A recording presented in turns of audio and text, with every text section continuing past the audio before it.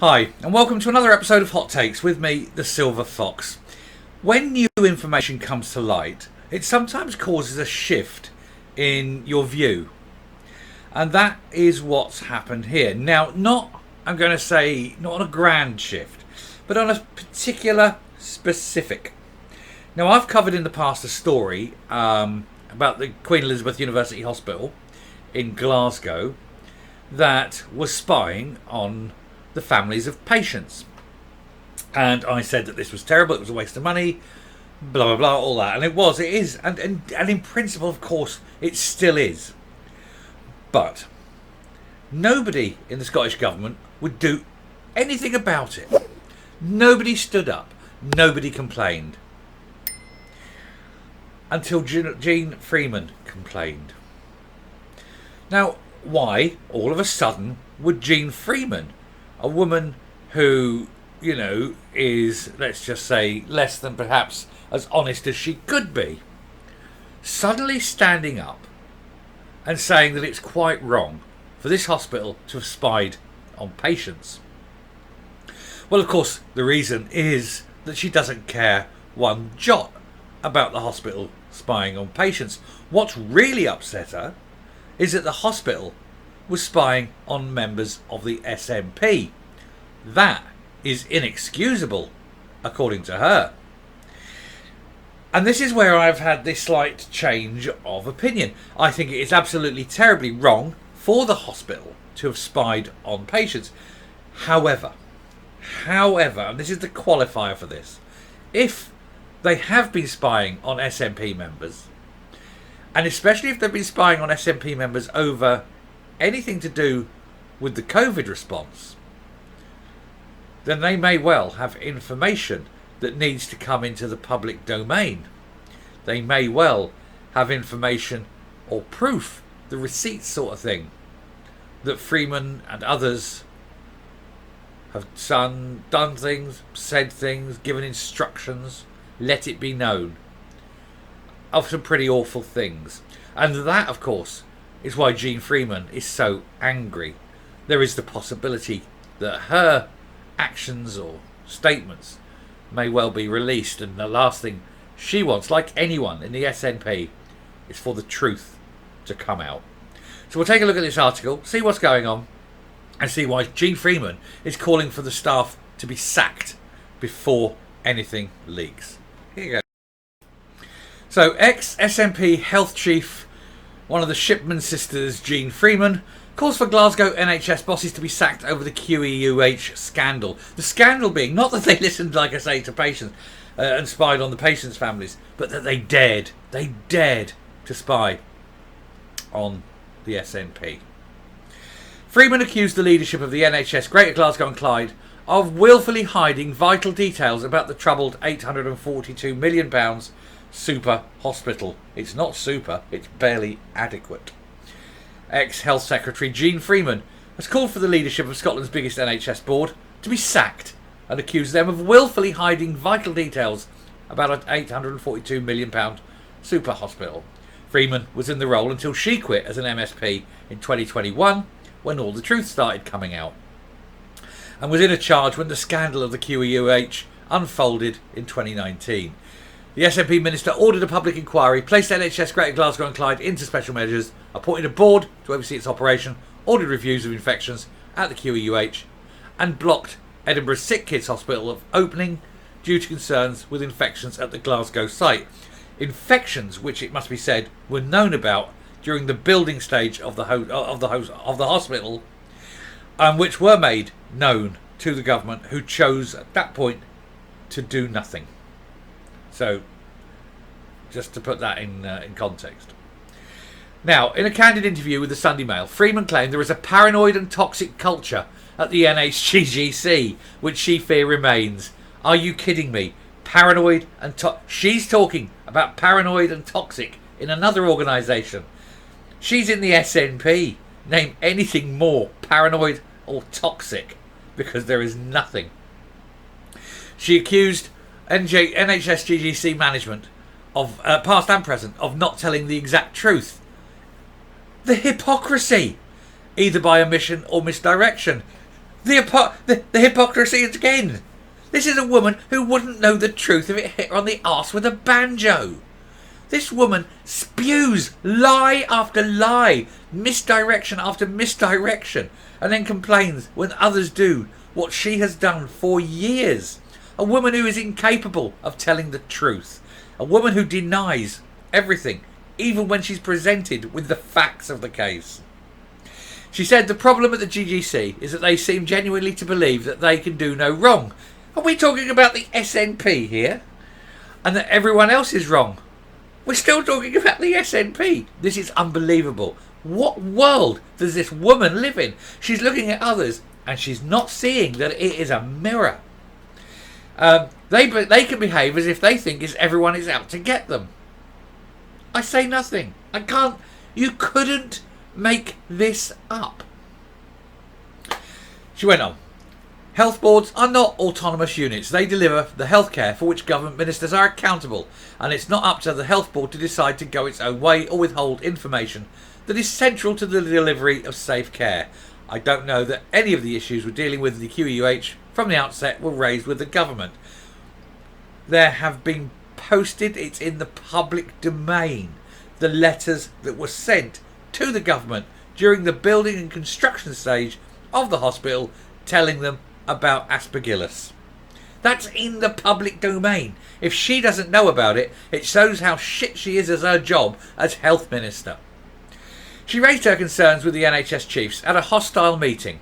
I bet it was. But there was... hang on which side would it be hostile? Because I bet it was like that. Anyway, she was told there was nothing to see here. Anyway, she's speaking out as NHGGC comes under fresh scrutiny over revelations in this newspaper that they paid a private firm to spy online on the bereaved widow Louise Slorence and that the name of her dead husband Andrew, who died from a hospital infection, as well as Scottish leader Anna Sawar, his deputy, and dozens of other MSPs, including MSPs, and that's the one that stings. Freeman said the practice was an example of the superior and paranoid attitude at the NHSGGC, and that she could not imagine her predecessors ignoring information about infection controls at the Glasgow site if they had known about them. Are you kidding me? And what about the one that came after you? What about Hamza Yousaf? What did he do about it? He ignored it as well. The woman is deluded and lying. Lying again. She said, it leads me to conclude they didn't know. Of course they knew. They just didn't want to do anything because they knew it would screw up the opening of the hospital, which they needed to open so they could go, oh, look at us. Aren't we great? Aren't we virtuous? Look, we've created a hospital. People are going to die, but hey, you know. Anyway, she said, it leads me to conclude they didn't know. I'm not convinced government officials knew, as I was finding out about some of it, thanks to the whistleblowers and investigations into what they were telling me, and also Anna Sawar. Why don't you read your in tray? Why don't you look at your letters? She said, it was clear to me that my officials didn't know about the problems. Again. My chief nursing officer didn't know. I'm certain ministers didn't know. I'm certain ministers didn't know because ministers didn't read the letters that were sent to them. Because they're all lazy, and most of them are in there, probably couldn't read. Probably can't read. Anyway, she said, that's wrong. We're accountable to people in Scotland for safe health care. If that was the case, you'd have delivered it. You're not accountable. You deny all accountability. You pass it off. You blame others. It's constantly Westminster's fault, the public's fault. Him over there. Big boy did it and ran away. Anyone but yourself. Freeman pointed to reports which showed widespread bacterial contamination of the QEUH water supply, which they knew about, and concerns about ventilation before it even opened, which they knew about before it even opened. And this emerged during the ongoing public inquiry, where it was shown that the contractors had reported it. She believes these were never shared with the government. Well, then she believes wrong or is deliberately lying. I leave it to you, good viewer, to decide whether it is ignorance or deception.